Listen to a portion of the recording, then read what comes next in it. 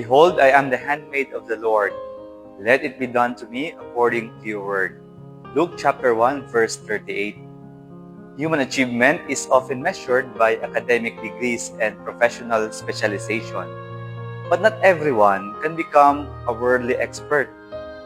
The gospel offers a different kind of specialization open to all, to become experts in God. Unlike worldly expertise that earns titles and wealth, divine expertise leads to eternal life.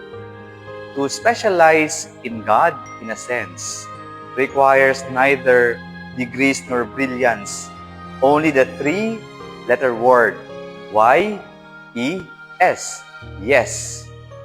The world may belittle yes people, but in the spiritual life, saying yes is the essence of discipleship.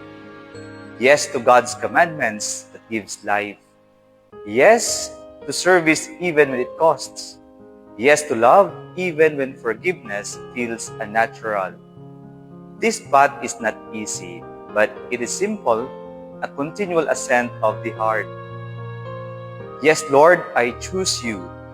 Yes, Lord, I obey. Yes, Lord, I surrender. Make me an expert in you. And let this be our daily prayer. Yes, Lord, I come to do your will. Let it be done to me according to your word. Amen.